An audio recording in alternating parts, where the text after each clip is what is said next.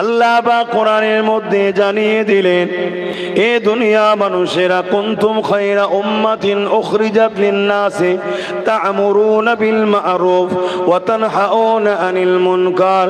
এ দুনিয়ার মানুষ, আমি আল্লাহ তোমাদেরকে দুটো কাজ দিয়েছি। ইসলাম দুটো পাট্টির ওপর দিয়ে যেতে লেগেছে। যেমন আমাদের রেলগুলো দুটো পাট্টির ওপর দিয়ে যায়, ইসলামের গাড়িটাও দুটো পাট্টির ওপর দিয়ে যাচ্ছে। কুনতুম খায়রা উম্মাতি, এ উম্মতে মুহাম্মাদি, তোমরা হলো শ্রেষ্ঠ উম্মত। কেন শ্রেষ্ঠ উম্মত? তোমাদের ঘরে দুটো কাজ করতে হবে, তবেই তোমরা শ্রেষ্ঠ উম্মত হবে। কি দুটো কাজ? অন্যায় দেখলে মিটিয়ে দাও, অন্যায়কে মিটিয়ে দিয়ে ন্যায়কে জমিনে প্রতিষ্ঠিত করো।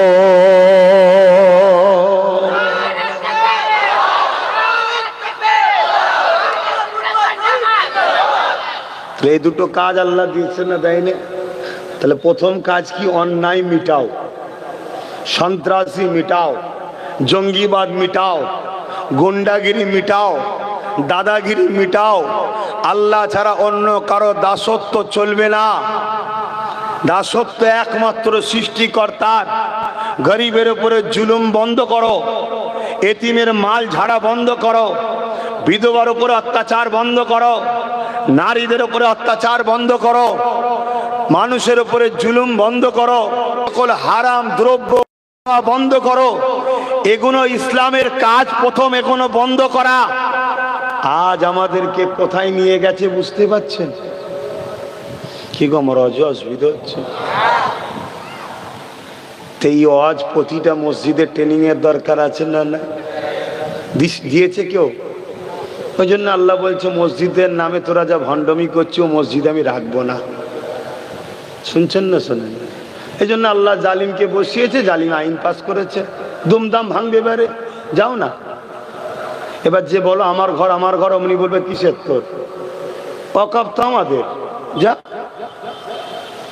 কথা মাথায় ঢুকছে? কিন্তু ভণ্ডামি হচ্ছে, দেখাচ্ছে আল্লাহর ঘর, আর কাজ হচ্ছে ওর ভেতরে কি? আমি নামাজ পড়ি তো, এতিমের মাল ঝেড়ে নামাজ হবে,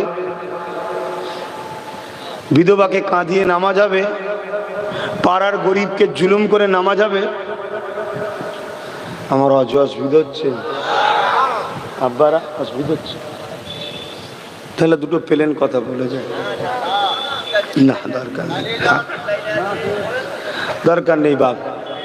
চলে আসো, মহাব্বতের কথা বলি। বাবারা, আমার নবী পাক কে সাহাবা হুজুররা কত মহব্বত করেছে, আল্লাহ নবী আমাদেরকে কত মহব্বত করেছে। ওই মহব্বতের প্রতিদান কি দিতে পেরেছি সেটা তুমি জানো, আমি জানি। তবে নবী আমার সারা জীবন তোমার আমার জন্য কেঁদেছে। আজও রওজা মুবারকে তোমার আমার জন্য কাঁদতেছে। সেই নবী পাকের কষ্টের ইসলাম আজ তুমি আমি নিজে হাতে তো কতল করে দিচ্ছি। করছি না? করছি। এ নওজোয়ান তরুণেরা, ইসলামের দুশ্মন যারা, তারা তো মসজিদ ভাঙবে, মাদ্রাসা ভাঙবে, কোরআনের বিরুদ্ধে, নবীর বিরুদ্ধে মিথ্যা মিথ্যা তো বলবে। কিন্তু আমরা যারা মুসলমান দাবি করি, আমরা কি করে চাঁদ রাত উপলক্ষ করে ফাংশন দিই? আমরা যারা মুসলমান দাবি করি, চাঁদ রাত উপলক্ষ করে কি করে ডিজে বক্স বাজিয়ে গান চালিয়ে নাচতে পারি? আমরা যারা মুসলমান দাবি করি, ঈদ প্রীতি শুভেচ্ছা মিলন উৎসবের নামে মেলা করে ছেলে মেয়ে একসাথে অবৈধ মিলামিশা, জেনা, চোখের নেজা, জানের নেজা, অন্তরের জেনা, হাতের নেজা, বিভিন্ন রকম জেনার কাজ কি করে করাতে পারে? কি করে আমরা মুসলমান হয়ে করতে পারলাম? মনে রাখবেন, এখানেই তো ডাউট হয় কে ইমানদার আর কে মুসলমান সেজে মুনাফিক। বুঝতে পারছি? আবার সেই ঘুরে চলে এসেছি, দেখছে মানে রক্তটা তো জুলফিকার সিদ্দিকী, দাদা হুজুর জুলফিকার সিদ্দিক থেকে আলী আকবর সিদ্দিকী থেকে এসছে। হক কথা না বলে থাকতে পারছি না, কিন্তু হক কথা বলার তো সময় নেই। আর কথা বুঝে আসছে না? না কেন হক কথা বলার সময় নেই? আমার কম হক কথা শুনবে না। আমি ওসবের কথা বলছি না, ওসবের ধার ধরি না, কিন্তু কি দাম আছে? রাত্রিরে শোবে, সকালে সূর্য উঠবে, জালিম না উঠতে পারে, তো কি দাম আছে বাবা? আর আমার কমই তো শুনতে চাইছে না। আমার কম তো কমেন্টে গালিগালাজ করছে, আমার কমই তো আমাকে সমালোচনা করছে। আগেও করেছে, এখনো করছে, আগামীতেও হয়তো করবে। তরুণেরা, আল্লাহ নবীর জীবনে এমনও দিন গেছে, এই পৃথিবীর জমিনে অন্যায়কে মিটাবার জন্য, জুলুমকে বন্ধ করার জন্য নারীগুলোকে জ্যান্ত পুঁতে দেওয়া হতো। আল্লাহ নবী বন্ধ করার জন্য গরিবের হককে মারা হতো, এতিমের হককে ছিনিয়ে নেওয়া হতো, মানুষগুলোকে দাসী বানিয়ে বাজারে নিলামে তোলা হতো, মানুষ কিনা বেচা হতো।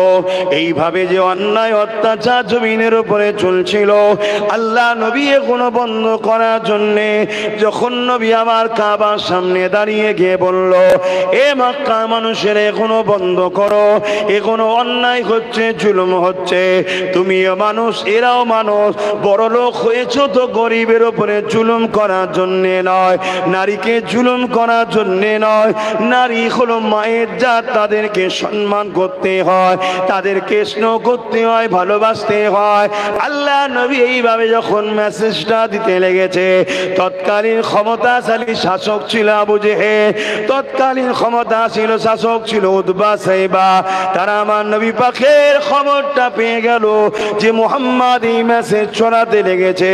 তারা দেখলো রসুলকে যদি রুকা না যায়, দলে দলে মুসলিম কোন মুহাম্মদ রসুলের দিকে চলে যাবে।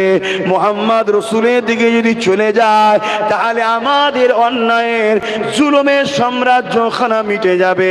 এই জন্যে তারা আমার নবী পাককে রুখতে চেয়েছিল। কাবার জমিনে আল্লাহ নবীকে এত অত্যাচার করেছিল, আমার নবী পাক কাবার জমিনে অজ্ঞান চৈতন্য হয়ে পড়ে গেল। আমার নবী পাকের সাথে হযরত আবু বকর সিদ্দিক ছিলেন, তিনাকেও তারা মেরেছিল। আবু বকর সিদ্দিক অজ্ঞান চৈতন্য হয়ে গেল। এ যুবকেরা, তরুণেরা, বাপেরা, বেঈমান জালিমেরা আমার রাসূলুল্লাহ নাকে আগুন দিয়ে দেখতে লেগেছে। তারা মনে করেছে মারা গেছে, ফেলে দিয়ে চলে গেছে। এই দিনের জন্য আমার রাসূল এত কষ্ট করেছে। তুমি মুসলমান দাবি করে চাঁদ রাত উপলক্ষ করে গান বাজনা করবে, মনে রাখবে যাদেরকে নিয়ে তুমি সম্প্রীতি বানাতে চাইছো, ওই জালিমদের হাতেই আল্লাহ তোমাদের মিটাবে। মিটাচ্ছে না মিটাইনি? বলুন, মিটাচ্ছে না মিটাইনি? হ্যাঁ, বলেছিল বিজেপিকে রুখতে গেলে আমাদেরকে সাপোর্ট করো, বলেছিল না? বলে না? আর ভোটের সময় অনেকে গায়েব। শুনছেন না? শুনেন না? আবার একজনের বিষয়ে আবার কেউ একটু বলেছে যে ছিল নাকি, তার আবার পেস্টিজে উঠেছে। বুঝছেন না? বোঝেন? মানে হঠাৎ করে যদি রং মিস্ত্রি বড় লোক হয়ে যায়, এই দশাই হয়। কথা মাথায় ঢুকছে তো? কিন্তু আমাদের ঘরে কি বলেছিল যে ওকে রুখতে গেলে একে দরকার, এবং অনেক মোল্লা মৌলী সাহেব, ইমাম সাহেবরা প্রচার করেছিল না, করেনি? তাহলে এখন জিজ্ঞেস করুন কি হবে? শুনছেন তো নাকি? জিজ্ঞেস করতে হবে বাবা।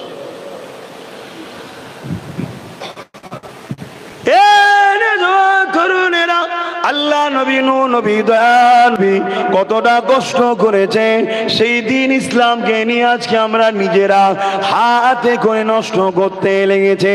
যেমন কয়েকদিন আগে আমাদের কাছে রোজা ছিল, ওই রোজার মাসেতে ইফতারের মাহফিলের নামে কি রকম নাটকগুলো হতেছিল, কারা করতেছিল? আমরা মুসলমানরাই করতেছিলাম। আজকে যে নামাজেতে, যে ঈদগাতে মুসলিম নারী নারীদের পর্যন্ত যাওয়া নিষেধ রয়েছে। কলিকাতার রোডে আমার রাজ্যের সিএম একজন মহিলা হয়ে সেখানে চলে গেল। সে তো আর এমনি এমনি চলে যায়নি, তাকে নিয়ে গেছে যারা। খেয়াল করে দেখুন, তারা সমাজের বুকে মুসলমানদের উলামা দাবি করে, তারা সমাজের বুকে মুসলমানদের মাথায় বসে রয়েছে। এই সকল মুনাফিক গাদ্দাররা যখন আমাদের মাথায় থাকবে, তখন কেন্দ্রে বসে থাকা লোকগুলো ওয়াকাফ বিলকে তো সহজেই লিখে নেবে। নেবে একটা দেবো, ঠাস করছে দেখলে দেবো, পাগলামি ছুটিয়ে ফেলবেন।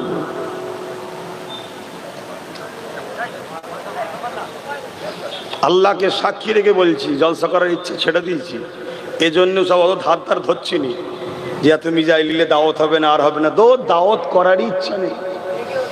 লোক তো যেচে যেচে দাওয়াত করছে, নিতে হবে নিতে হবে নিতে হবে।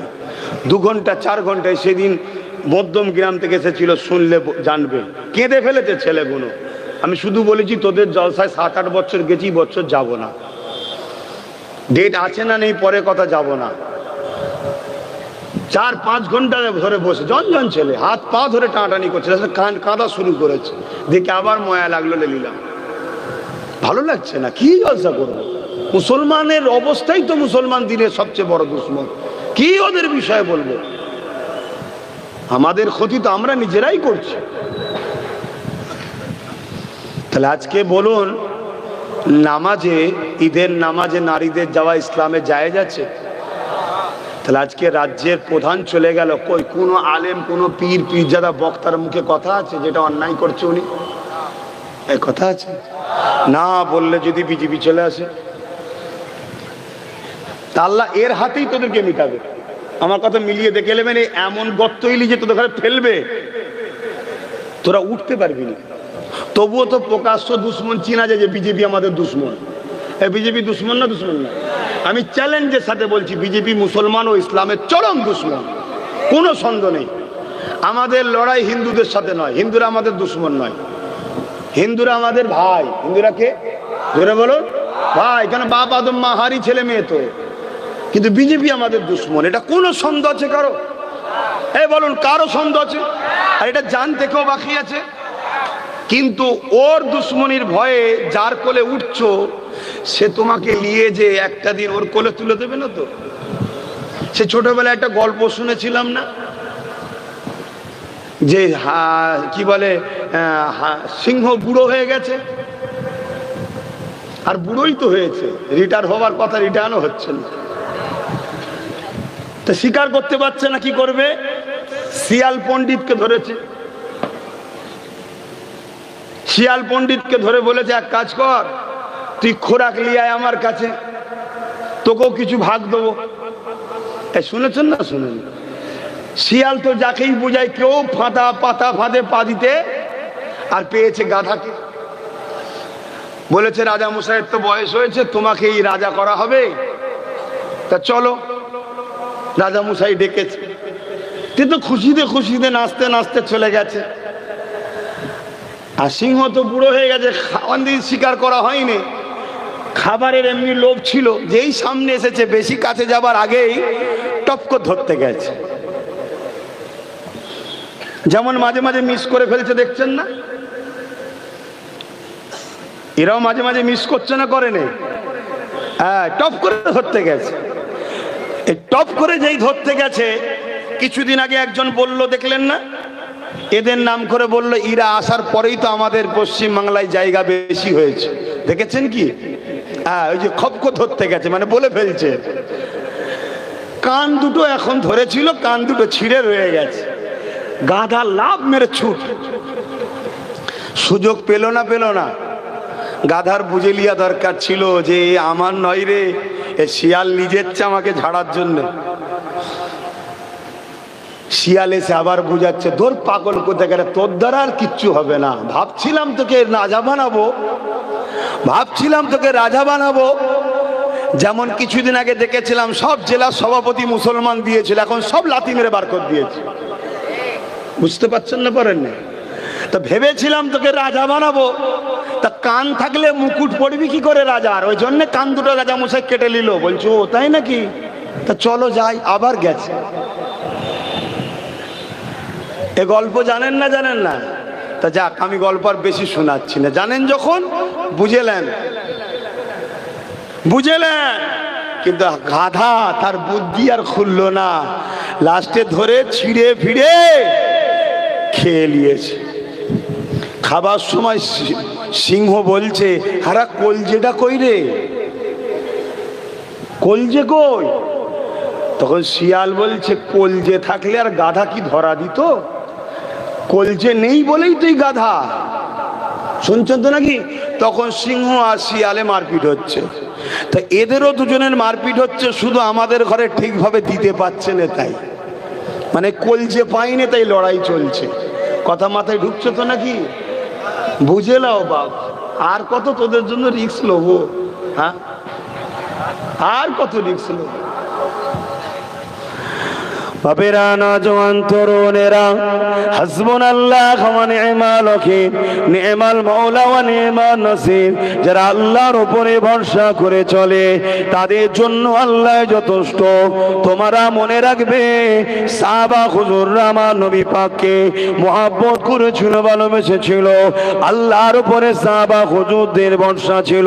ওই সময়ে জালিম আবু জেহেল, উতবা, সাইবা সাহাবা হুজুরদেরকে কত জুলুম করেছে। এমনকি গরম বালির উপরে শুইয়ে দিয়ে তাদের বুকের উপরে ভারী পাথর চাপিয়ে দিয়েছে। চাপিয়ে দিয়ে বলতে লেগেছে, মুহাম্মদ রসুলকে ছেড়ে দাও, ইসলামকে ছেড়ে দাও, আল্লাহকে ছেড়ে দাও। এ যুবকেরা, সাহাবা হুজুরদের সিনাতে এত পাওয়ার ছিল, এই গরম বালির গরমটা তাদের কাছে কিছুই মনে হয় না। তাদের বুকের ভারী পাথরটা তাদের কাছে কিছু মনে হয় না। হ্যাঁ, কষ্ট হয়েছে, কিন্তু ইমানের পাওয়ারের কাছে এ কষ্টটাই কোনো কষ্ট মনে হয় না। এত জুলুম করে আবু জেহেল, উতবা, সাইবা হেরে গেছে, কিন্তু সাহাবা হুজুর দিগকে আল্লাহ ও নবীর কাছ থেকে সরাতে পারেনি।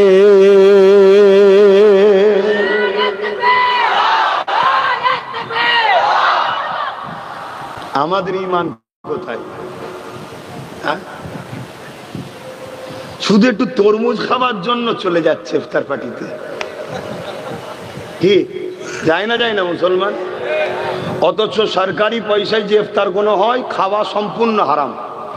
আমি ফতোয়া দিয়েছি, কোন মায়ের লাল আছে আমার ফতোয়া কেটে দিক। কোন মায়ের লাল আছে ফতোয়া কেটে দিক। শরিয়াত কোন পীর মুফতি মাওলানার নয়, শরিয়াত আমেনার লালের। যদি জায়েজ হয় ওই ফতোয়াটাও নিয়ে আসো, তাহলে ওটা মেনে নেব। কেন গভর্নমেন্টের সরকারি পয়সা দিয়ে কোনো ইফতার করা যাবে না। ওই পয়সায় হাজার ধরনের পয়সা থাকে, যেখানে মদেরও থাকে, সুদেরও থাকে, দেহ ব্যবসা করার পর্যন্ত থাকে। ওই পয়সায় কখনো ইফতার হালাল হতে পারে না যদি কেউ খায় হারাম হারাম হারাম। কথা মাথায় ঢুকছে? যদি সন্দেহ হয় ফতোয়া নাও। সে যদি কোরআন সুন্নাহ দ্বারা দলিল দিয়ে আমায় ভুল প্রমাণ করে দেয়, আমি পরের বারে এসে বা আমিও লাইফে এসে ক্ষমা চেয়ে তওবা করে নেবো যে ভাই আমার পড়া কম ছিল, নতুন একটা হাদিস বেরিয়েছে তাই আমি তওবা করে নিচ্ছি। এক কথা বুঝছেন না? বলেন। হ্যাঁ, চোখে হয়তো আমরা দেখি অনেক মানুষ নাচারে যায়, না গেলে সমাজে টিকতে পারবে না। এমনও অনেক মজবুরি লোক আছে যাই সমাজে। জান বাঁচানো ফরজের ক্ষেত্রে মসলা আলাদা হবে, এটাও বলে যাচ্ছি। কিন্তু তুমি জান বাঁচাবার জন্য যাচ্ছ না খুশি মনে যাচ্ছ, সেটা আল্লাহ তুমি জানো। কিন্তু ফতোয়া তো ফতোয়ার জায়গায়। যেমন জান বাঁচাবার জন্য কেউ যদি কোনো পানি না পায়, জান চলে যাবে এমন সময় তোমার সামনে কেউ মদ শরাব দিয়েছে, জানটুকু বাঁচাবার মতো তুমি গলাটা ভিজিয়ে নিয়ে পানির তালাশে বেরিয়ে যাও, এটা ইসলামে ইজাজত আছে। জান বাঁচাবার জন্য এমন একটা খাদ্য পেয়েছো যেটা মরা জন্তু পড়ে আছে, হালাল না হারাম? মরা জন্তু। জানটা বাঁচাবার জন্য তুমি ওই অংশ থেকে যতটুকু খেলে জানটা বাঁচবে খেয়ে নাও, কিন্তু হালাল রুজির জন্য তুমি বেরিয়ে যাও, ওর উপরে নির্ভর করে থেকো না। আরো একটা কথা, কয়েকজনের সঙ্গে আমার কিছু জায়গায় কথা হয়েছিল, ইশারাই বলবো, বুঝে নেবেন। হারা এই কাজ করলি কি করে? বলেছিল অত বোকা আমি নয়, পকেটে করে খেজুর নিয়ে গেছিলাম, বাকি বুঝার বুঝেলেন। আমি কাউকে বাঁচাবার সাফাই দিবার জন্য বলছি না, কেন যে আমার গলায় পাদে লগড়াতে চাই তাকে আমি বাঁচাতে চাইছি না, কিন্তু হাকিকাতটা বলছি। কথা মাথায় ঢুকলো? কিন্তু শরিয়াতের ফতোয়া তোমাকে নিতে হবে। এবার তুই মানবে কি মানবে না সেটা সব নিজের নিজের ব্যাপার। তো ভাইয়ের আমার, তাহলে সাহাবা হুজুরদের উপরে কত জুলুম, সে জুলুমের তো 4% আমাদের উপরে হয়নি। কিন্তু আমরা দেখুন খুশিতে খুশিতে আমার ধর্মের কাজকে নষ্ট করছি। কেন? ওই যে একটা বড় বড় ব্যানারে প্রচার হচ্ছে না, ধর্ম যার যার উৎসব সবার, প্রচার হচ্ছে না, হয়নি? মানে ধর্মটা হলো রোজা আর ইফতারটা হলো উৎসব। এরা ভাগ করে নিয়েছে, শয়তানরা সব ভাগ করে নিয়েছে। ধর্মটা হলো রোজা, তাই রাখে না, রোজা যার যার, মানে রোজা হলো মুসলমান দেশে করবে, আর উৎসবটা হলো ইফতার, তাই এটা সবার। এ কথা মাথায় ঢুকছে না? কিন্তু যারা আসছে তাদেরকে আমি অতটা দোষ দেবো না, আমি দোষ দেবো হচ্ছে আমাদের মোল্লা মুলি সাহেবদের দোষ দেবো, যে এটা কিভাবে হালাল করলেন আপনারা একটু ফতোয়াটা সমাজকে জানান না। তাহলে আব্বাস সিদ্দিকও তো বলা বন্ধ করে দেবে নাকি? একটু ফতোয়াটা জানানো দরকার তো না? হ্যাঁ কি না বলবেন তো, যে কোন দিক দিয়ে কোন অ্যাঙ্গেলে এই যে ধর্ম যার যার উৎসব সবার, এটা জায়েজ হচ্ছে, একটু জানানো দরকার আছে না নাই? তবে আমার ক্ষুদ্র যতটুকু আল্লাহ এলেম দিয়েছে, কেউ যদি মনে করে কোনো মুসলমান ধর্ম যার যার উৎসব সবার, সঙ্গে সঙ্গে সে মুসলমান ইসলাম থেকে বেরিয়ে মুশরিক হয়ে যাবে। মুশরিক বোঝেন তো? শিরককারী, যার গুনার মাপ নেই, চির জাহান্নামী, ঢুকবে বেরোবে না। কোন মুসলমান মদ খেয়েছে চির জাহান্নামী নয়। কোন মুসলমান জেনার মতো পাপ করে ফেলেছে চির জাহান্নামী নয়। কোন মুসলমান নামাজ কাজা করেছে চির জাহান্নামী নয়। কোন মুসলমান রোজা রাখতে পারেনি তাও চির জাহান্নামী নয়। জাহান্নামের রোজা না রাখা যতদিনের শাস্তি আল্লাহ খাটিয়ে মাফ করে দেবা, তওবা করলে হয়তো আল্লাহ তাকে মাফ করে জাহান্নামে যেতেও হবে না। জোরে বলুন সুবহানাল্লাহ। কিন্তু শিরকের গুনাহ, কথা কিছু ঢুকছে? তাহলে এত বড় একটা কথা মুসলিম সমাজের মধ্যে ঘুরে বেড়াচ্ছে, মুসলিম ঘরের ছেলেরা স্লোগান দিচ্ছে, বড় বড় হোর্ডার তৈরি করে ব্যানার তৈরি করে ছড়াচ্ছে, এবং যেসব মুনাফিক মুসলমান গুলো এগুলো করছে তাদের সঙ্গে অনেক ইমাম মোল্লা মৌলী সাহেব পীর পীর যাদের আবার এক স্টেজে ফটোও তুলছে। আমার কথা কি অসুবিধা হচ্ছে? আরে দিনটা কি আমার আব্বা আলী আকবর সিদ্দিকীর নাকি? না দিনটা আমার দাদু জুলফিকার সিদ্দিকী ছোট হুজুরের দিন নাকি? দিনটা জবানার মুজাদ্দেদ দাদা হুজুরের নাকি? হ্যাঁ, দাদা হুজুর হলো দিনের 19-20 শতাব্দীর পূর্ব ভারতের ম্যানেজার ইমাম হয়ে এসেছে। জোরে বলুন সুবহানাল্লাহ। তার অনেক বড় পাওয়ার আমি অস্বীকার করছি না, কিন্তু দিনের মালিককে আমিনার লাল মোহাম্মদ রসুল, জোরে বলুন সুবহানাল্লাহ, আর তিনাকে মালিক বানিয়েছেন আল্লাহ। তাহলে আমার নবীর দিন নিয়ে খেলা হবে? আমার ভাই করলেও ছাড় নেই, আমার ছেলে করলেও ছাড় নাই। ছাড় দিয়া মানেই তো কিয়ামতের দিন শাফাআত নাই। কথা শুনছেন? কারণ আমার নবী বাকি দিনের জন্য এমনও দিন গেছে, তায়েফের জমিনে গেছে, আল্লাহ নবী তায়েফের মানুষকে দিনের কথা শোনাতে লেগেছে। এ তায়েফের মানুষেরা, তোমরা মায়েদের উপরে জুলুম করো না। এ তায়েফের মানুষেরা, তোমরা নারীগুলোকে জ্যান্ত পুঁতে দিও না। এ তায়েফের মানুষেরা, গরিবের মাল জোর করে দখল করে নিও না। এ তায়েফের মানুষেরা, এতিমের মাল ভক্ষণ করো না। এ তায়েফের মানুষেরা, কমজোর দুর্বলকে হত্যা করো না, তাদেরকে মেরো না। এ তায়েফের মানুষেরা ভাই ভাই মিথ্যা মামলা খুনোখুনি করো না।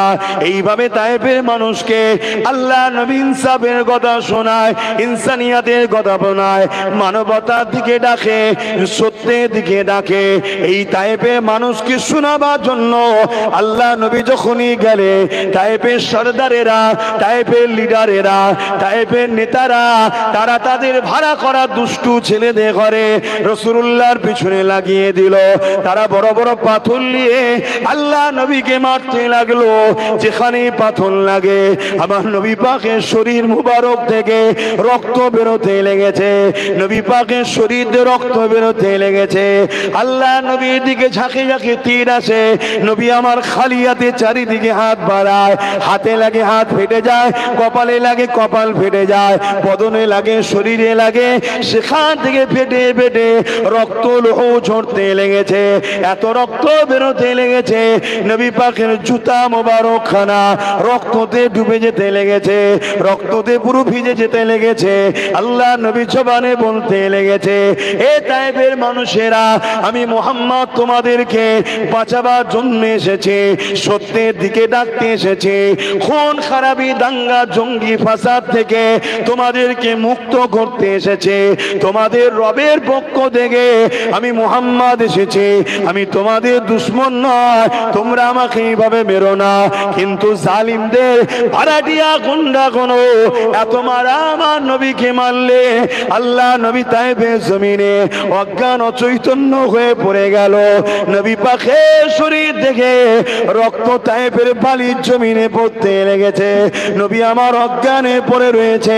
জালিমদের সর্দার কোনো আগিয়ে এলো, নবী পাকের নাকের গোড়ায় এই বিভিন্ন অঙ্গে হাত দিয়ে দেখতে লেগেছে মুহাম্মদ বেঁচে আছে না মারা গেছে।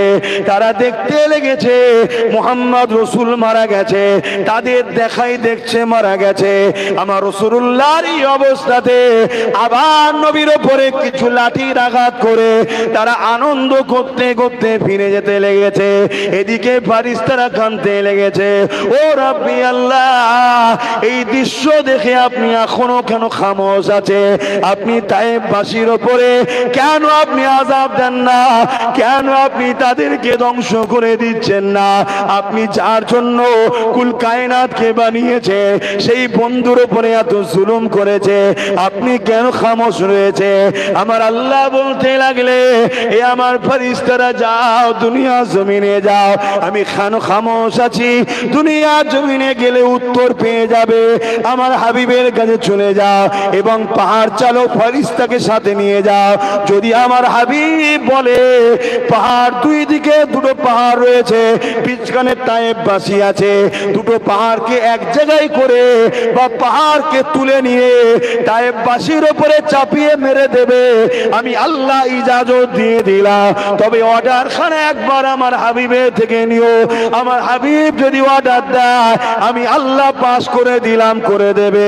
ফেরেশতারা চলে এলো, আমার নবী পাকের ডানা পামন করে শরীর থেকে বালির কোনাগুলো পরিষ্কার করতে লেগেছে, রক্তগুলো পরিষ্কার করতে লেগেছে। আল্লাহ নবীর হুঁশটা ফিরে গেল, নবী আমার দেখতে লাগলে ফেরেশতারা ঘিরে রয়েছে। ওই সময় পাহাড় চড়ো ফেরেশতা গেলে আল্লাহ নবীকে সালাম দিয়ে বলতে লাগলে, ইয়া রাসূলুল্লাহ, হাবিবাল্লাহ, আল্লাহর পক্ষ থেকে পারমিশন পেয়ে গেছে, শুধু আপনার পারমিশনের অপেক্ষায় রয়েছি। কি পারমিশন ফেরেশতারে? হুজুর আপনি ইজাজত দেন, এই দুই পাহাড়কে এক জায়গায় করে তায়েফবাসীকে টিপে মেরে দেওয়া হবে বা পাহাড় তুলে নিয়ে ওদের উপরে চাপিয়ে দেওয়া হবে। আরে দয়া নবী, রহমতের নবী, মায়া নবী সঙ্গে সঙ্গে সিজদায় পড়ে বা আসমানের দিকে হাত তুলে আল্লাহর কাছে কাঁদতে লেগে বলছে, আল্লাহ এরা আমাকে চেনে না তাই মেরেছে, আল্লাহ এদেরকে আপনি শাস্তি দেবেন না আল্লাহ, একদিন না একদিন এদের ছেলে ছেলে ছেলে ছেলে আমি রাসূলুল্লাহ বিশ্বাস রাখে আমাকে নবী জেনে ইমানের কলেমা পড়ে আমার জন্য নিজেদের জান গুণ কুরবান করে দেবে। আরো জোরে বলুন সুবহান।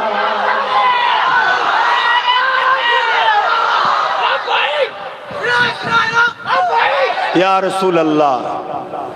যখন লাব্বাইক বলতে তখন ইয়া রাসূলুল্লাহ বলতে, অর্থাৎ হুজুর আমরা হাজির আছি। কথা মাথায় ঢুকছে? তাহলে নবী যদি সেদিন বদদুয়া করে দিত, অথচ আজকে সেই তায়েববাসী, আমরা যারা হজে যাই, সেখান থেকে চাষ হয়, পুরো মক্কার লোক, আরবের লোক খায়, তারা পরিবর্তন, সব নবীর দিবানা হয়ে গেছে। জোরে বলুন সুবহানাল্লাহ।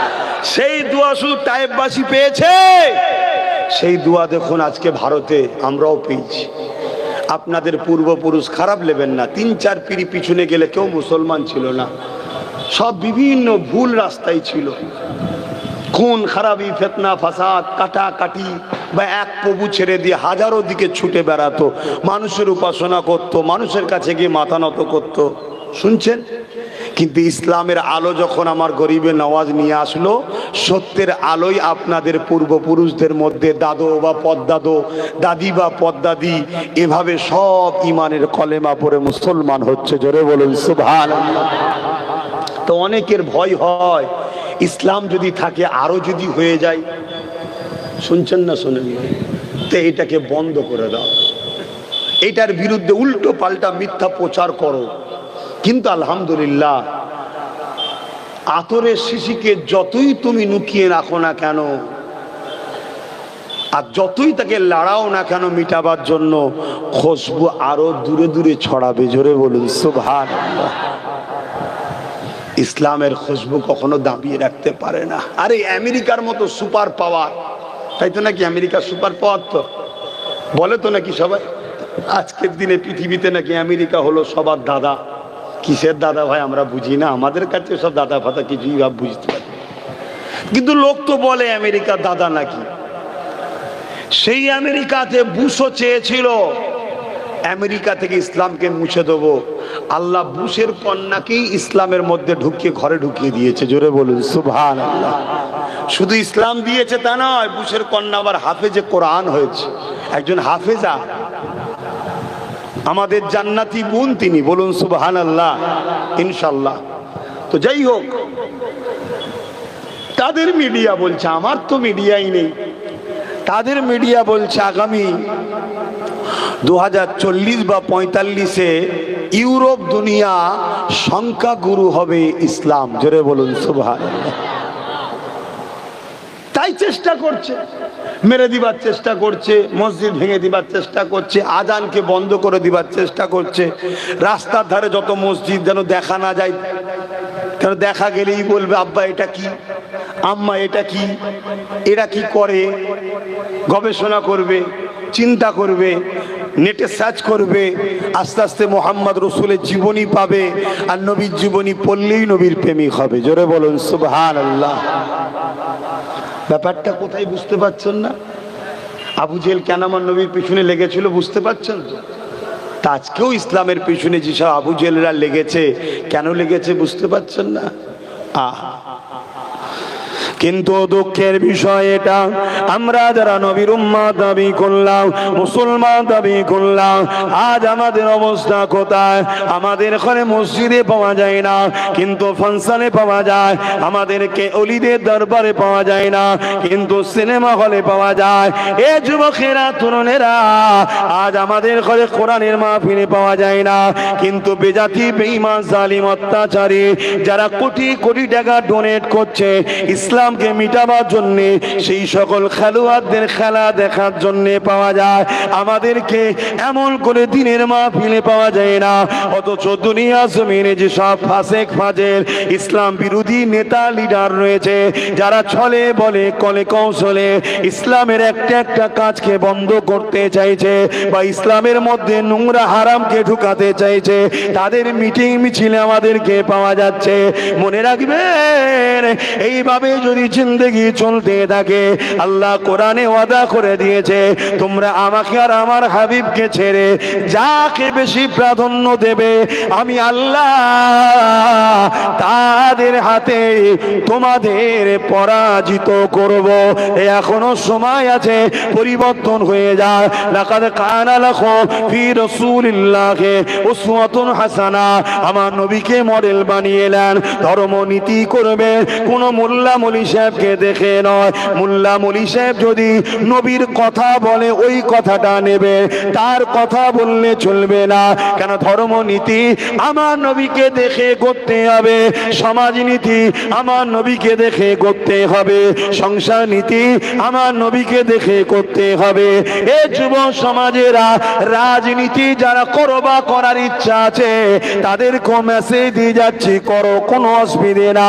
কারণ ইসলামের রাজনীতি হলো হালাল, তবে কিন্তু দুনিয়ার অন্য কাউকে অনুসরণ করে করলে হবে না। রাজনীতি করতে হবে আমার রাসূলুল্লাহকে ফলো করে। তুমি পৃথিবীর যেখানেই থাকো না কেন আমার রাসূলকে ফলো করে চলতে হবে। আমার নবীর রাজনীতি কেমন ছিল? আমার নবী যখন মদিনার রাষ্ট্রপ্রধান হলে ওই মদিনাতে আগুন পূজারী তখন ছিল, মজুসি ছিল, খ্রিস্টান ছিল, বিভিন্ন ধর্মের লোক ছিল।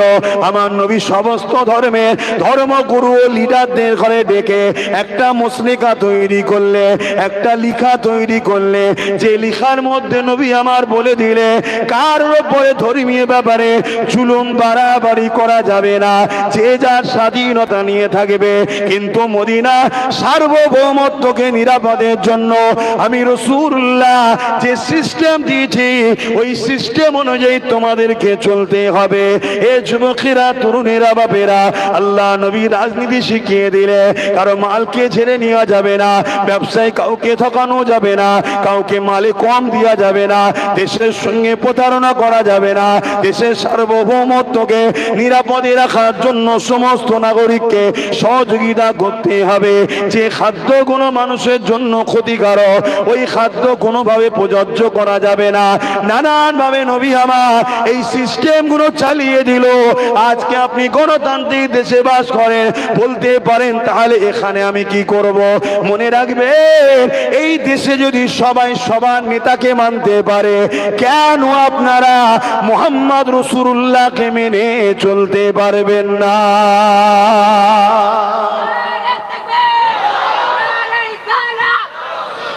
চলা যেতে পারে না? পারে না? কথা বলুন। আমার নবী ধরুন না 100টা কাজ দিয়েছে করার, আমরা হয়তো 20টা করতে পারলাম, 80টা করতে পারিনি, কিন্তু আমার নবী 100টা কাজ নিষেধ করেছে, আমরা একটাও সে কাজ করব না, তাহলে কি হবে না? এই কথা বুঝছেন? কিন্তু এ কথা যখন বলা হবে আমি কি করব? ওটা তোমাদের কাজ, আমি ওটার সময় একবার কাজ মিটিয়ে দিয়েছি। শুনছেন তো নাকি? এই আমার অসুবিধা হচ্ছে আপনার? ইসলাম কি শুধু দাড়ি টুপি নামাজ রোজা নিয়ে নাকি? কিন্তু ব্যক্তি জীবনের ইসলাম রে বাবা, সমাজ জীবনের ইসলাম কই?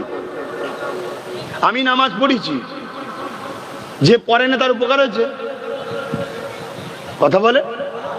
কিন্তু আমি যদি একটা সিস্টেম চালু করি, যদি কেউ গরিবের মাল ঝেড়ে খায়, ধরা পড়লে সঙ্গে সঙ্গে তার 12 বছরের জেল, এই সমাজের সব গরিব উপকৃত হবে না? হবে না? এটা হলো সমাজ জীবনের ইসলাম। আমি যদি সিস্টেম চালু করি, সমাজে মদ চলবে না, এতে সমাজের লাখো মা বেটিরা উপকৃত হবে না? হবে না? এই মদের জন্য হাজারো লোকের অ্যাক্সিডেন্ট বন্ধ হবে না? হবে না? ক্রাইম, খুন বন্ধ হবে না? হবে না? আজকে যদি মদ ব্যান থাকতো, তিলোত্তমা বোনটা হয়তো আজও চিকিৎসা করতো। এই কথা মাথায় ঢুকছে না? ঢোকে না? আজকে যদি মদ বন্ধ থাকতো তাহলে আনিস খান হয়তো আজও আমাদের সঙ্গে থাকতো। সবকিছু মদের কারণে হয়। কেন? কোনো মানুষ যখন এত বড় পাপ করতে যায় সে সুস্থভাবে করতে পারে না, সে ড্রিঙ্ক তখন করে নেয়। তাহলে মদ সমাজের জন্য ভালো না ক্যান্সার? আর সেই ক্যান্সারকে যারা বাহবা করে বাড়ি বাড়ি পৌঁছাচ্ছে, তাদের সঙ্গে এক স্টেজ শেয়ার করে খেতে ভালো লাগে, তখন মনে পড়ে না যে আমার নবীর দিন কি বলেছে? তখন বলেন মনে পড়ে না যে না না না মুসলমান আমাদের রাজনীতি করা যাবে না, এরকম বলে না, বলে না? খুব সাবধান হন, যদি না হন আমার কথা নিতে হবে না। এতদিন তো লেন নেই, আবার নাই নেবেন, তা কি হয়েছে? কিন্তু আল্লাহ আগামী দিন কি করে আপনাদের জন্য দেখুন না, অপেক্ষা করুন। আমি তো বলেছিলাম 3 বছর, কত বছর বলেছিলাম, কি বলেছিলাম 3 বছরে কি হবে? চোখ দিয়ে পানি নয়, কি বলেছিলাম? 3 বছরের মধ্যেই 1 বছর, এটা কি মাস চলছে? 4 মাস, 1 বছর 4 মাস হয়েছে। চোখ দিয়ে রক্ত বেরোবার রাস্তায় নেবিছি না নাবিনি? এখনো তো বাকি আছে 1 বছর 8 মাস বাকি আছে। দেখো না কি হয়। হাওয়াই উড়িয়ে দিয়ে যাইনি আমি কথা, হাওয়াই উড়িয়ে দিয়ে যাইনি, সব দিক দিয়ে সবাই গা ভেসিয়ে দিচ্ছে, সবাই মিশে যাচ্ছে। আমি মিশতে পারিনি? হ্যাঁ, সবাই একদিকে মিশে জানা হয়েছে। আমি যদি মিশে যাই জালিমদের তকদির আরো খুলে যাবে। কিন্তু না, কালকে সূর্য উঠবে, আমি উঠবো, কোনো গ্যারান্টি নাই। আল্লাহ আল্লাহ রসুল ছাড়া দ্বিতীয় কিছু বুঝারও দরকারও নাই। এতে লোক আমাকে গাইয়া বলবে, আনকালচার বলবে, বা আমার ওয়াজকে কাটিং করে বাজারে ছাড়বে, ছেড়ে নানা রকম বলবে, কি মৌলবি, কি বলে, মৌলবাদী, বুঝেন না? হক কথা বলাকে যারা মৌলবাদী বলে, এদের মতো বড় সন্ত্রাস পৃথিবীতে দ্বিতীয় কেউ নেই। হক কথাকে যারা মৌলবাদী বলে, হ্যাঁ, খুব ভালো তারে বোঝেন বাপ আমার, আল্লাহর দিনটা কি। প্রথমে একটা আয়াত থেকে কিন্তু এইদিকে চলে এলাম। আল্লাহ পাক কিয়ামতের দিন ধরে নেবে। নবী আমার আমাদের জন্য অনেকটা সহজ করে দিয়ে গেছে। নবী আমার জানিয়ে দিলেন, আল্লাহ যে বললেন অন্যায় দেখলে প্রতিবাদ করো, অন্যায়কে মিটিয়ে দাও, ন্যায়কে প্রতিষ্ঠিত করো। ওই যে আয়াতটা বলেছিলাম, কুনতুম খায়রা উম্মাতিন উখরিজাত লিন-নাসি তা'মুরুনা বিল মারুফ ওয়া তানহাউনা আনিল মুনকার। অন্যায়কে মিটিয়ে দাও, ন্যায়কে প্রতিষ্ঠিত করো। আল্লাহ নবী আমাদের জন্য এই আয়াতকে একটু সহজ করে দিয়ে গেছে। কি সহজ করেছে? ক্ষমতা থাকলে অন্যায় দেখলে হাত দিয়ে রোখো, যদি হাতে ক্ষমতা না থাকে মুখ দিয়ে প্রতিবাদ করো, যদি মুখে ক্ষমতা না থাকে অন্তর থেকে ঘৃণা করো। এই তিনটের মধ্যে কোনো একটা যদি না পাওয়া যায়, আল্লাহ নবী জানিয়ে দিলেন তার মধ্যে ঈমান বলে কিছু নাই। শুনছেন? তাহলে কেন্দ্র সরকার রাতারাতি যে ওয়াকফ বিল করে নিল, এটা নাই করেছে না অন্যায় করেছে? তাহলে ক্ষমতা থাকলে হাত দিয়ে লড়তে হবে, হাতে না থাকলে মুখ দিয়ে। যদি মুখেও ক্ষমতা না থাকে কেন্দ্র সরকারের এই কাজকে বা তাদের ঘরে ঘৃণা অন্তর থেকে, জোরে বলুন, যদি এটা না করে যদি এর পরেও কেউ তাদেরকে ভোট টোট দেয়, তাদের গুণ গায়, তাহলে জানতে হবে ঈমান। এই কথা বলছে না তো? আমি আমার কথা শোনাচ্ছি, আমার নবীর কথা শোনাচ্ছি তো। এটা মুসলমান যদি তুমি দাবি করো, তোমার জন্য হাদিসটা, আমি অমুসলিমদের কথা বলছি না। তারা কি করবে না করবে তাদের ব্যাপার বাপ, তাদের ধর্মে কি আছে না আছে বিশ্বাস তাদের কাছে। আমি আমার কওমকে বুঝাচ্ছি, তুমি তো মুসলমান, তুমি আমার নবীকে মানো বলো তো। আমার নবীর দিন বলছে অন্যায় দেখলে হাত দিয়ে রোকো, হাত দিয়ে রুখতে দি না পারো মুখ দিয়ে প্রতিবাদ করো, মুখ দিয়ে না পারো দিল থেকে ঘৃণা করো। তাহলে যে কাজটা করলো এটা ঠিক করলো না অন্যায় করলো? তাহলে এই তিনটের মধ্যে কোন একটা বৈশিষ্ট্য থাকা দরকার তো। তবে লাস্টেরটা অন্তর থেকে ঘৃণা করা, এটা হলো খুবই দুর্বল। কচু পাতায় কখনো পানি দিয়েছেন? দেখেছেন টলমলো করে? এই অন্তর থেকে ঘৃণা করা, এটা হলো একেবারেই দুর্বল ঈমান। কিন্তু তারপরও ঈমান আছে।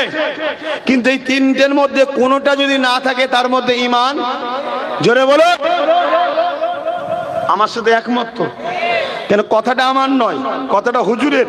হুজুরের হাদিস অস্বীকার করলে ঈমান থাকে? জোরে বলুন, হাত তুলে সাক্ষী দেন ঈমান থাকবে, ঈমান থাকবে। তাহলে আমি জানতে চাইছি, আমাদের রাজ্যের সিএম সর্বোচ্চ মাথায় যিনি বসে আছে, কলকাতার ঈদগায় গেছে, এটা ঠিক করেছে না অন্যায় করেছে? তাহলে এরও ক্ষমতা থাকলে হাত দিয়ে, যদি হাতে ক্ষমতা না থাকে, মুখ দিয়ে, যদি মুখেও না থাকে, যদি এই তিনটের মধ্যে কোনোটা না পাওয়া যায়, জোরে বলুন, জোরে বলুন, তাহলে বেঈমান যদি সংখ্যা বেড়ে যায় তা আল্লাহর আযাব আসবে না কমবে? আমি ইমানদার, আমি মুসলমান, আমি ইমানদার, আমাকে যদি আল্লাহ পরীক্ষার জন্য কষ্ট সম্মুখীন করে, আমার অসুবিধা আছে? এই যে প্যালেস্টাইনবাসীর উপরে কত পরীক্ষা চলছে, ওরা হাঁপিয়ে গেছে, ওরা তারপরও সেই আল্লাহর উপরে ফাইসাল্লাহ, তারা বলছে আল্লাহ দিয়েছে, আল্লাহ নিচ্ছে, সবই আল্লাহর পরীক্ষা। কথা মাথায় ঢুকান, হ্যাঁ কথা মাথায় ঢুকান, বারবার বলে যাচ্ছি। যদি বোঝার হয় বুঝে নেন, না হয় দুনিয়াতে আরো পস্তাতে হবে, আখেরাতে তো হবেই, দুনিয়াতে আরো পস্তাতে হবে। আর অজ করবো না থাকবে, কারণ আগামী যদি আগে যদি আরো কিছু দলিল বেরিয়ে পড়ে আরো অসুবিধা হয়ে যাবে গো। হ্যাঁ থাক, বেকার, সব বোঁদে মুড়ি মিলেমিশে আছে, থাক, আলাদা করার দরকার নেই। হ্যাঁ আহা, বড় আফসোস, বড় দুঃখের বিষয় তো এটাই, মুসলমান এক বড় মৃত্যুর কথা মনে করলে না, অথচ আল্লাহ কোরআনের মধ্যে জানিয়ে দিল, প্রতিটা নফসের রুচির মৃত্যুর পর পরকালে কি হবে এই নিয়ে চিন্তা করা। কিসের তুমি শাস্তি দেখছো, কিসের প্যালেস্টাইনবাসীর উপরে জালিমদের অত্যাচার দেখছো?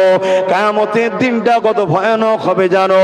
কানা মিকদানু খামসিনাল বাসানাতে, 50,000 বছরে একটা দিন হবে, যেদিন মাথার এক বেগ দেখতে লেখাত উপরে আল্লাহ বা সূর্যকে নামিয়ে দেবে, সূর্যের 12 গুণ তাপ আল্লাহ বাড়িয়ে দেবে, ওই তাপেতে মানুষের মাথার ঘেনুগুণ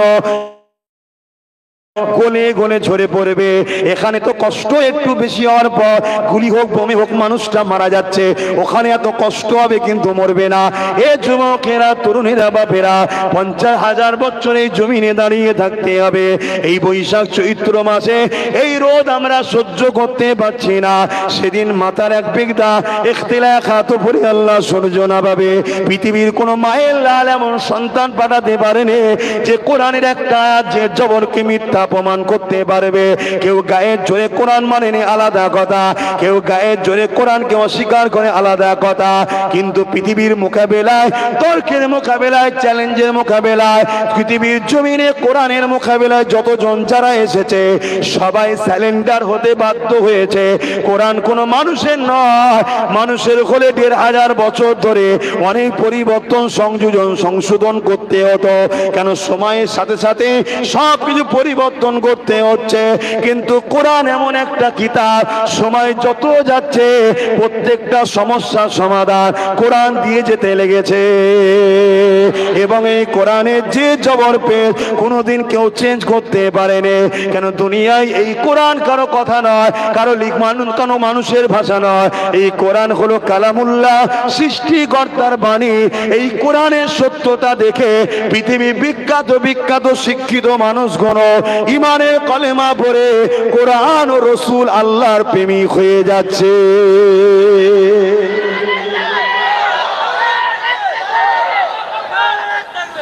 সেই কোরআন বলছে 50,000 বছর যেমন লম্বা হয়, একটা দিন অত বড় হবে।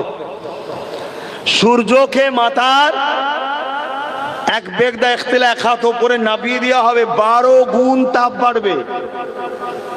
এই যে তাপ আছে বর্তমান সূর্যর কোটি কোটি মাইল দূর থেকে আসছে, ওই তাপটাকে আরো 12 গুণ বাড়ানো হবে এবং নামিয়ে মাথার এক বেগদা ইখতিলাফাত উপরে। ভাবুন, এই দাঁড়াবে না তোমরা?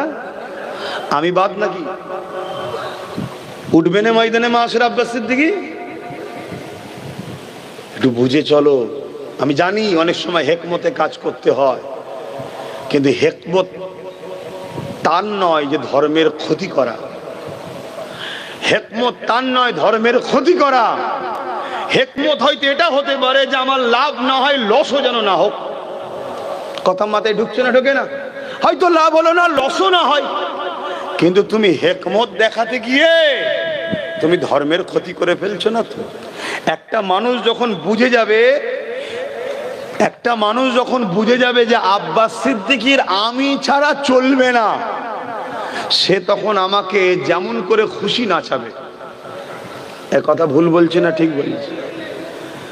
একটা মানুষ যখন বুঝে যাবে যে আব্বাস সিদ্দিকীর, এ যদি মনে করে যে আব্বাস ভাইজানের আমি ছাড়া চলবে না,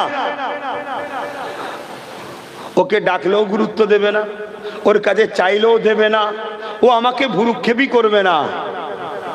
কথা মাথায় ঢুকছে না? ঢোকেন? সেই মহল তৈরি করেছে পশ্চিম বাংলায় একদল নামধারী মুনাফেক উলামা দাবিদাররা। করেছে না করে না? খুব ভালো তারে বুঝুন। আর এই সুযোগেই কেউ ভেঙে দিবার পরিকল্পনায় আছে, আর কেউ ভেতর থেকে শিক্ষক ছাত্রগুলোকে বার করে মাদ্রাসাগুলোকে শেষ করবার পরিকল্পনায় আছে।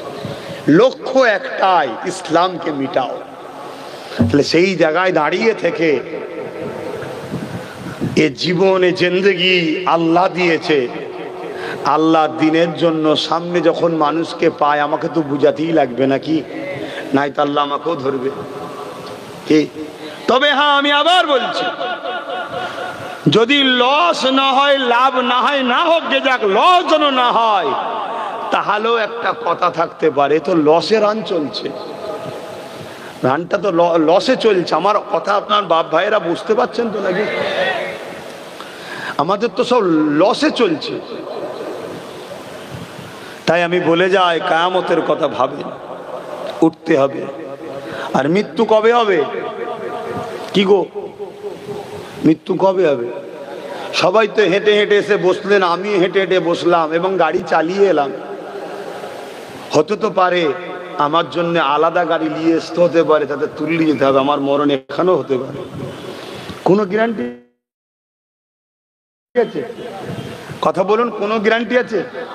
তাহলে কোন সাহসে, কোন ভরসায় আপনারা এই অন্যায়টা বারবার যুগে যুগে করে যাচ্ছেন?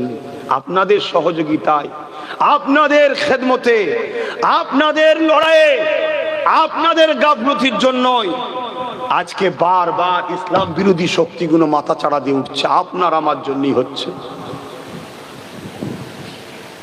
হজ হাউস, হজের মতো পবিত্র জায়গা যেখানে মানুষ এহরাম পরে, সেই হজ হাউসের মধ্যে মদের বোতল পাওয়া গেছিল আমার বাংলাতে। জানেন না? জানেন? কথা বলুন। এত মুসলমান নেতা মন্ত্রী আছে, তারা কেউ জানে না? কই, কেউ তো কথা বলেন। কথা মাথায় ঢুকছে? তাহলে কিভাবে আমাদের ধর্মটাকে নানান দিক দিয়ে খাটো ছোট করা হচ্ছে, ওপর থেকে নিচে পর্যন্ত সবাই মিলে, এটা বুঝে আসছে? এটা বুঝে আসছে না এখনো? আর সেই অপদার্থ জালিম গুণ, ইসলাম বিদ্বেষী গুণকেই আমরা বারবার সহযোগিতা করছি, বারবার সাহায্য করছি। অনেকের আবার ধারণা কি, যে আমরা গুটি কত কি করব? আরে গুটি কতকে যদি 10টা হয়, 15টা হয়, 20টা হয়, 30টা হয়, 40টা হয়, না থাকার থেকে তো ভালো। আর যদি কিছু নাই হয়, কমসে কম তুমি অন্যায়ের পক্ষে নয়, ন্যায়ের পক্ষে, এটা তো আল্লাহকে বুঝাচ্ছ। আপনারা জানেন না, ইব্রাহিম নবীকে যখন আগুনে ফেলা হয়েছিল, গিরগিটি গিয়ে সে ফু দিচ্ছিল যাতে আগুন ধরে। গিরগিটি জানেন তো নাকি? খারাপ লিখছেন নাকি? তা খারাপ যদি না নেন, তাহলে আমি আরো একটা কথা বলি। গিরগিটি কি জিনিস যদি চিনতে চান, তাহলে আজকালকার নেতাগুলোকে দেখলে বোঝা যায় গিরগিটি কি। কেন রাত্রিরে ঘুমোবার সময় দেখলাম এই দলের ছিল, সকালে উঠে শুনি অন্য দলে হয়ে গেছে। এই যে রং পাল্টান, একে বলা হয় গিরগিটি। কথা বুঝে আসছে? তো এই গিরগিটি ও ফু দিচ্ছিল কেন? যাতে আগুনটা আরো জোরে ধরে। একটা গ্রামের মতো এলাকালে ইরাকে, আমি নিজের চোখে আল্লাহ আমায় দেখিয়েছে আমার বাপকে কোথায় ফেলেছিল জালিমরা। ইব্রাহিম নবী মুসলিম জাতির পিতা, জানেন তো নাকি? আবার একদল মুনাফিক বক্তা বেরিয়েছে, তারা আবার বক্তব্যই বলে ইব্রাহিম নাকি মুসলিম জাতির পিতা নয়। কত কি বেরোচ্ছে। তো ওই জায়গায় আব্বাকে ফেলেছিল, একটা গ্রামের মতো এলাকা, এত বিশাল জায়গায় আগুন ধরেছে, ধরে দাউ দাউ করে আগুন জ্বলছে, লোক কাছে যেতে পারেনি। দূর থেকে গিরগিটির ফুঁয়েতে ভাই আগুন কি বাড়বে মনে হয়? লাভও নাই লসও নাই, ঠিক। আর এদিকে আজ নাই, যে কিনা মুখে করে চোঁচে করে নিয়ে যে পানি দিচ্ছিল, ভাই এই বিশাল আগুন একটা ছোট্ট প্রাণীর মুখের পানিতে কি নিভাবে মনে হয়? কিন্তু আমার আল্লাহ ফেরেশতাদেরকে বলছে, ফেরেশতা দেখো, গিরগিটি আমার বন্ধুর বিরুদ্ধে জালিমের পক্ষে। ও আমার বন্ধুর কিছু ক্ষতি করতে পারে না, কিন্তু জালিমের পক্ষে। আর আজ নাই, এ আমার বন্ধুর কিছু উপকারও করতে পারে না, কিন্তু আমার বন্ধুর পক্ষে। আমার বন্ধুর পক্ষে থাকার জন্য একে মারা হারাম করে দিলাম, ওকে মারা জায়েজ করে দিলাম। কিছু বুঝতে পারলেন? হয়তো আমাদের দ্বারা মসজিদ মাদ্রাসা দিনের কোনো উপকার করতে পারবো কি জানি না, কিন্তু কমসে কম দিনের পক্ষে আছে এটা প্রমাণ করুন, গরিবের পক্ষে আছে প্রমাণ করুন, অসহায়ের পক্ষে আছে প্রমাণ করুন। কমসে কম জালিমের পক্ষে নাই, এটা তো আল্লাহকে দেখান। মাথায় ঢুকছে না? ঢোকে নে? হ্যাঁ, যদি ঢোকে তো নেন, ঢোকে তো নেন। যদি নিতে পারেন, আল্লাহ চাইলে একদিন বিশাল একটা জায়গায় পৌঁছে যাবেন। কথা মাথায় ঢুকছে? বিশাল একটা জায়গায় পৌঁছে যাবে। আর যদি না নেন, ওই ভয় খেতে খেতে ভয় খেতে খেতে একদিন দেখবেন ভয় পুরো ঘিরে ফেলেছে, আর যে ভয় খেয়েছিল সেও দেখবেন ভয়ের সাথে একসাথেই রাস্তায় হাঁটছে। আজকে এরকম সিন দেখেছেন না দেখেননি? এক কথা বলছো না তো? হ্যাঁ, যদি বোঝার হয় বুঝুন, না বোঝার হয় আমি আর কি করতে পারি? কাউকে তো জোর করতে পারি না, কারণ ইসলামে তো জোর চলে না। তা আমি সংক্ষেপ করব, আমার দিনের যদি উপকার নাও করিস করগে যা, কমসে কম ক্ষতি করিস না, কেন ক্ষতি যে করে তার সাথে সম্পর্ক রাখাই হলো হারাম। উপকার করে না আলাদা কথা, কিন্তু ক্ষতি যদি না করে তবুও তাকে নিয়ে চলা যেতে, দুনিয়াবি স্বার্থে, মজবুরি স্বার্থে কি করা যাবে, নাই কি করি এখন আলাদা কথা ছিল। কিন্তু কেউ যদি একটা দিনের ঈদকেও সরিয়ে দেয়, একটা দিনের ছোট্ট একটা নবীর সুন্নত দস্তখানকেও যদি কেউ মিটাতে চায়, তার সহযোগিতা করাটাই হলো হারাম। আর হারামকে যে হালাল জানে সে কাফের হয়ে যাবে। কথা মাথায় ঢুকছে? এবার তুমি যদি বলো তাহলে সব কি হচ্ছে আমি জানি না, তবে রসুল বলেছে একটা দিন আসবে আখেরি জামানায়, মসজিদ ভর্তি নামাজি থাকবে, একটা কেউ ইমানদার থাকবে না। এখন কি মসজিদ ভর্তি নামাজি থাকে? তাহলে নিশ্চয় আরো কিছু বছর আগে থাকতো, এখন তো থাকে না। এখন তো মসজিদে এক কাতারও পাওয়া যায় না। কত বুঝে আসছে? বলছে শুধু রমজান মাসটাই থাকে। তাহলে নবীর কথা অনেক আগে থেকেই শুরু হয়ে গেছে। মসজিদ ভর্তি নামাজি থাকবে, একটাও ইমানদার থাকবে না। কেন বুঝতে পারছেন না? খুব শিগগিরই দেখবেন, আমার কথা মিলিয়ে নেন। আমি দুটো কথা আজকে বলবো। 4-5 বছর আগে বলেছিলাম ওয়াকফ যাচ্ছে, ধর ধর ধর চলে গেছে তো নাকি এখন আছে? গেছে।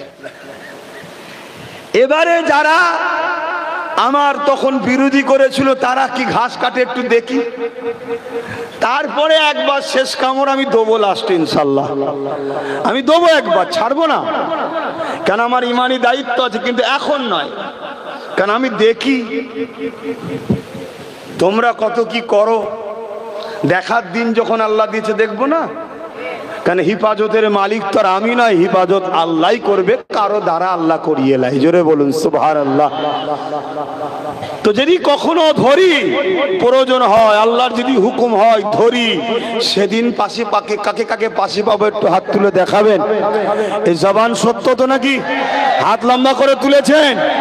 আচ্ছা, একটু ডায়ে বায়ে দেখা যাবে বিছখানে কেউ ফাঁকা আছে কি? কেউ হাত তুলতে বাকি আছে কি দেখা যাবে? হাত নাবান। যদি কেউ হাত তুলতে বাকি থাকে, কেন দেখতে বললাম? মারবেন না, এ বেচারি দুর্বল কে মেরে কি লাভ? হ্যাঁ, আমি শুধু দেখতে বললাম এই কারণে যে আমাদের ভেতরে যারা থাকে সবাই আমাদের নয়, তার প্রমাণ এইটা। কথা বুঝে আসছে না? হ্যাঁ, এজন্য বললাম শুধু দেখে নে বাবা, কেন কালকে হয়তো কিছু বলবে, বিশ্বাস করে নিবি, ঠকে যাবি। তো যাই হোক, এখন যে কথা বলতে চাচ্ছি, দুটো কথা বলবো আজ, বলে যাচ্ছি খুব শিগগিরই সেই দুটো জিনিস আপনারা আবার দেখতে পাবেন ইনশাল্লাহ। আসেন তার আগে একটু সালাম দিয়ে লি। ইয়া নবী সালাম।